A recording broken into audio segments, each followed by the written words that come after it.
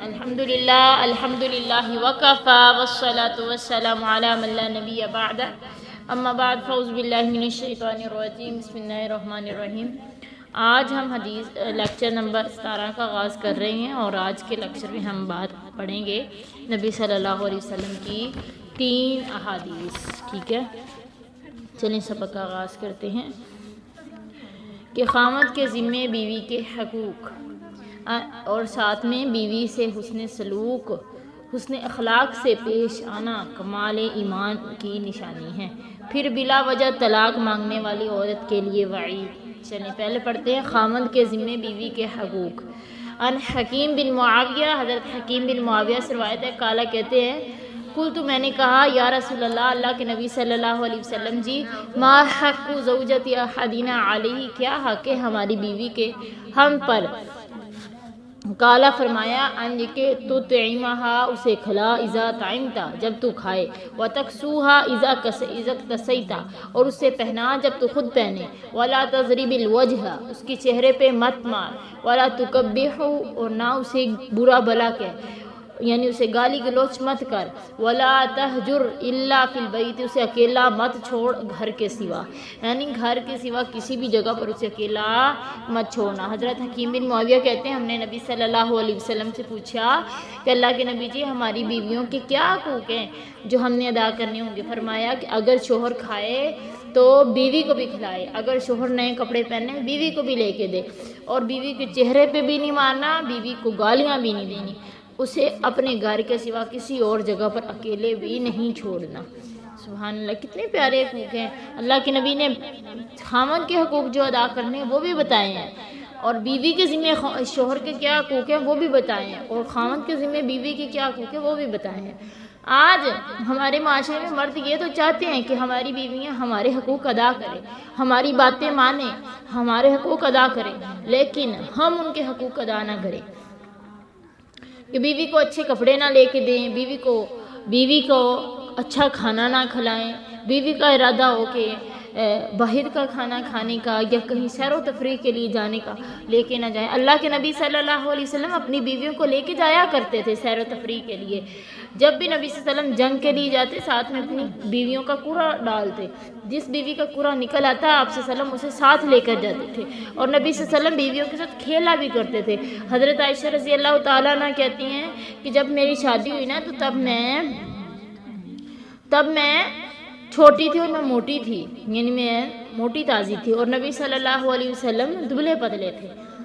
تو حضرت عائشہ کہتی ہیں کہ اللہ کے نبی نے میرے ساتھ دوڑ لگائی، تو نبی صلی اللہ علیہ وسلم، کیونکہ میں تھوڑی سی موٹی تھی تو آپ صلی اللہ علیہ وسلم جو ہے نا میرے سے آگے نکل گئے، آپ صلی اللہ علیہ وسلم میرے سے دوڑ میں آگے نکل گئے۔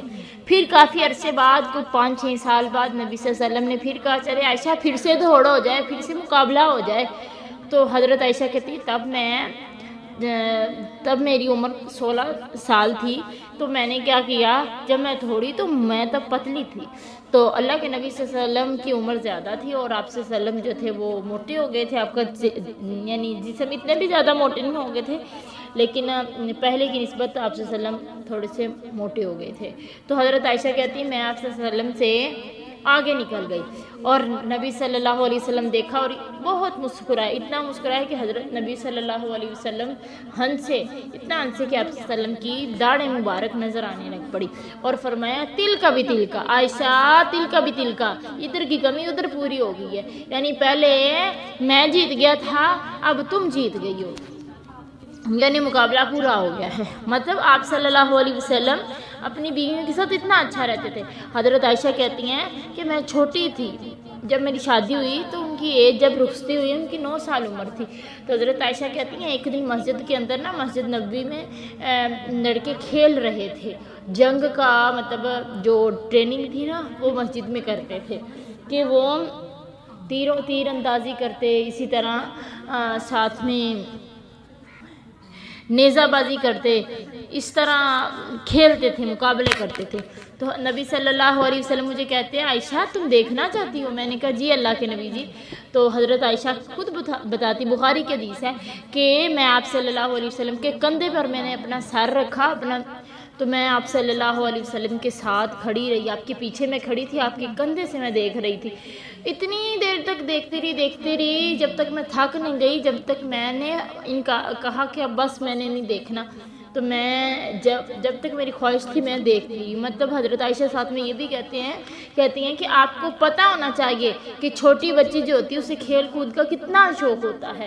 حضرت عائشہ جب رخصتی ہوئی تو ان کے پاس ان کی سہیلیاں گڑیوں کے ساتھ، کھلونے کے ساتھ، ان کے ساتھ کھیلنے آیا کرتی تھی. حضرت عائشہ کہتی ہیں آپ کو پتہ ہونا چاہیے، حدیث کے الفاظ ہیں، حضرت عائشہ کہتی ہے کہ آپ کو پتہ ہونا چاہیے کہ ایک کھلونوں کے ساتھ کھیلنے والی لڑکی کو کھیل کود کا کتنا شوق ہوتا ہے. تو حضرت عائشہ کہتی ہیں اللہ کے نبی صلی اللہ علیہ وسلم مجھے دکھاتے رہے. آپ صلی اللہ علیہ وسلم نے نہیں کہا کہ عائشہ میں اب تھک چکا ہوں، جب تک میرا دل کیا، جب تک میں خود تھکی نہیں، میں دیکھتی رہی. آپ اندازہ لگا سکتے ہیں کہ کھیل کود رکھنے والی لڑکی کو کھیل کود کتنا ٹائم وہ دیکھ سکتی ہے. تو نبی صلی اللہ علیہ وسلم اپنی بیوی کو دکھاتے رہے. مطلب یہ کہ بیویوں کے ساتھ جس طرح نبی صلی اللہ علیہ وسلم کی زندگی ہمارے لیے بہترین نمونہ ہے. اگر ہم چاہتے ہیں کہ ہماری بیویاں ہماری خدمت کریں، ہمارے ساتھ اچھا رہیں، ان کے ساتھ خامدوں کو بھی اچھا رہنا ہوگا، ان کو کھانا کھلانا ہوگا، ان کی مرضی کے مطابق چلنا ہوگا، ان کی باتوں کو ماننا ہوگا. آج ہمارے معاشرے میں کیا بات ہے کہ شوہر کو اگر پتہ چل جاتی ہے نا لڑکی کی، بیوی کے گھر والوں میں کچھ ایسا ہو گیا ہے، ان کے گھر والوں میں کوئی انبن ہو گئی ہے، کوئی زیادتی ہو گئی، کوئی لڑائی جھگڑا ہو گیا ہے، کسی قسم کی کوئی گناہ سرزد ہو گیا ہے، تو جب بھی لڑائی ہونی ہے تو تانے دینے لڑکی کو کہ تیرے ماں باپ تو ایسے ہیں، تیرے بھائی خود ایسے ہیں، تیری بہن ایسی ہے، تیری بہن ایسی فلاں کے ساتھ چلے گی، یہ وہ، یعنی تانے دیتے ہیں. مطلب یہ کہ بیویاں ڈرتی ہیں کہ ہمارے شوہروں کو یہ باتیں نہ پتہ چلیں، حالانکہ یہ تو ایک دوسرے کے لباس ہیں، ایک دوسرے کے راز کو رکھنے والے ہیں. بیوی اپنے شوہر کے رازوں کو رکھے اور شوہر اپنی بیوی کے رازوں کو رکھے، پھر زندگی اچھی بسر ہوتی ہے. اور نبی صلی اللہ علیہ وسلم نے فرمایا اس کے چہرے پہ مت مارو. تو اب جب بھی لڑائی ہو تو شوہر نے کیا کرنا، سب سے پہلے تھپڑ رسید کرنا ہے تو چہرے پہ رسید کرنا ہے. اور فرمایا اپنی بیویوں کو اپنے گھروں کے سوا کہیں بھی اکیلے مت چھوڑو، کہ بیوی کو یہ نہیں کہ بھئی کبھی کسی کے گھر میں چھوڑ دیے، کبھی کس کے گھر میں نہیں. اپنے ان کے خرچے خود اٹھاؤ. وہ اپنی ماں کے گھر میں بھی نہ رہیں، اپنی ماں کے گھر میں بھی مطلب نہ رہیں کہ وہ ادھر سے خرچہ کرتی رہے نہیں. اس کا خرچہ، اس کی ذمہ داری اب شوہر کے ذمے ہے، اس کے اخراجات کو پورا کرنا شوہر کے ذمے ہے. اگر ماں باپ کے گھر میں بھی چلی گئی ہے تو اپنے اخراجات اس کے شوہر جو ہے نا وہ پورے کریں پیچھے سے. ان کو جو ہے نا پیسہ، ان کو تمام چیزیں ان کے پاس وافر مقدار میں ہونی چاہیے کہ تاکہ کوئی انہیں یہ نہ سمجھے، بوجھ نہ سمجھے. چلیں آگے حدیث پڑھتے ہیں. بیوی کے ساتھ حسن اخلاق سے پیش آنا کمال ایمان کی نشانی ہے.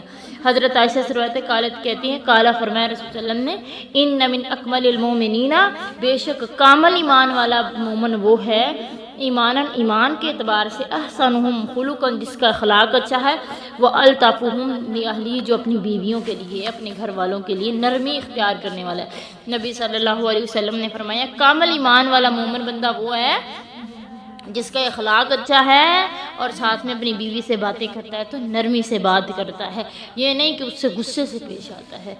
تو آج کا لیکچر جو ہے یہ مردوں کے لیے ہے کہ انہیں یہ سیکھنا چاہیے، یا آپ آگے فارورڈ بھی کر سکتے ہیں کہ وہ سنیں، وہ سمجھیں احادیث میں اللہ کے نبی صلی اللہ علیہ وسلم کے عاشق جو ہیں انہیں اللہ کے نبی کیا حکم دے رہے ہیں کہ اپنی بیویوں سے کس طرح کا سلوک کریں.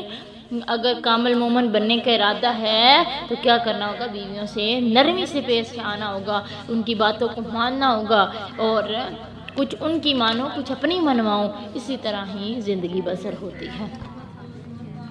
آگے بلا وجہ طلاق مانگنے والی عورت کے لیے وعید. حضرت صوبان سے روایت ہے کالا کہتے کالا فرمایا رسول اللہ صلی اللہ علیہ وسلم نے ایما امرات جون سے بھی عورت سالت سوال کرتی ہے زوجہا اپنے شوہر سے طلاق کا فی غیر ما باسن بغیر کسی وجہ سے فحرام تو حرام کر دی جاتی اس پر رائحۃ الجنت جنت کی خوشبو. اللہ اکبر. نبی صلی اللہ علیہ وسلم نے فرمایا اگر کوئی عورت بلا وجہ طلاق مانگتی ہے اس پر اللہ تعالیٰ جنت کی خوشبو بھی حرام کر دے گا. تو طلاق بات پہ طلاق نہیں مانگنی شروع کر دینی چاہیے کہ بھئی ٹھیک ہے مجھے طلاق دے دو، مجھے طلاق دے دو، طلاق دے دو. نہیں، اللہ کے نبی صلی اللہ علیہ وسلم نے فرمایا کہ اللہ کے نزدیک سب سے ناپسندیدہ چیز حلال چیزوں میں سے اگر ہے تو وہ طلاق ہے. اللہ تعالیٰ خوشیاں عطا فرمائے اور اللہ تعالیٰ اتفاق عطا فرمائے. اتفاق میں ہی برکتیں ہیں. جس طرح خامدوں کو بیویوں کے حقوق ادا کرنے کا حکم ہے، اسی طرح بیویوں کو بھی خامدوں کے حقوق ادا کرنے کا حکم ہے.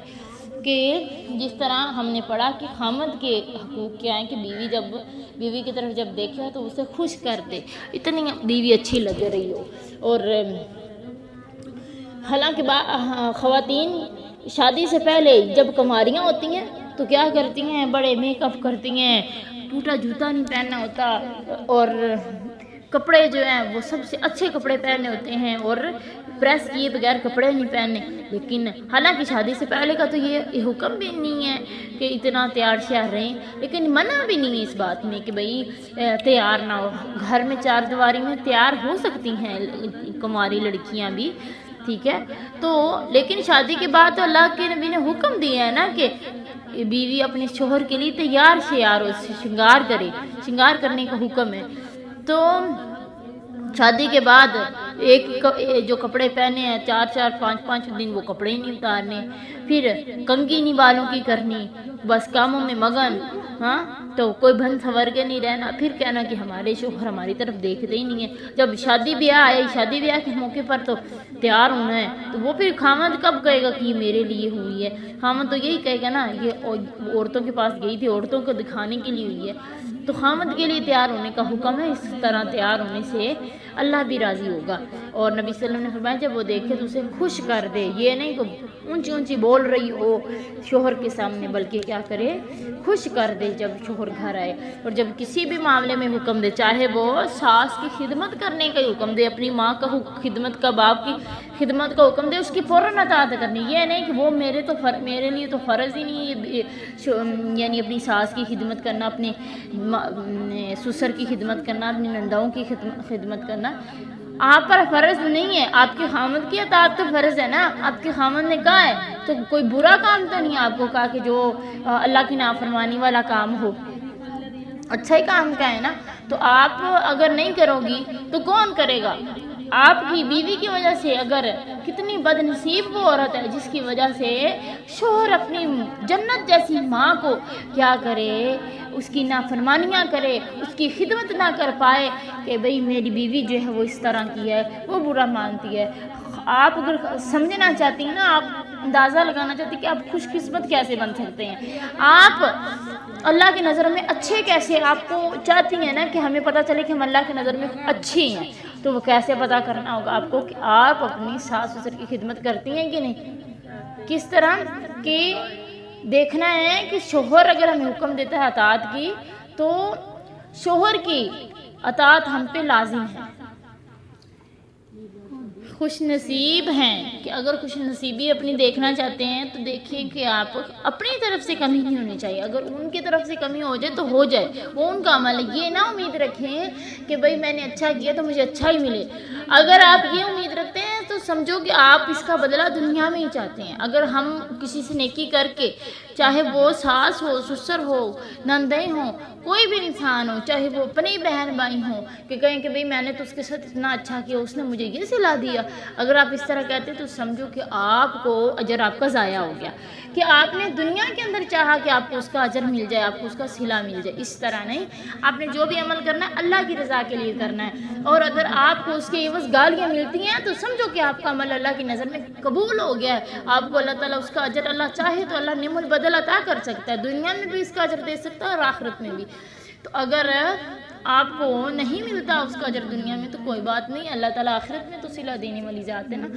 تو اللہ تعالیٰ اگر انسان اللہ کے لیے کوئی عمل کرتا ہے نا، اللہ تعالیٰ اسے دنیا میں بھی ضرور صلہ دیتا ہے اور آخرت میں بھی دیتا ہے. اللہ تعالیٰ ہمیں صلہ رحمی کرنے والا بنائے اور قطع رحمی کرنے سے اللہ تعالیٰ ہمیں بچائے. آج کا سبق اتنا، آگے انشاءاللہ ہم کال کریں گے.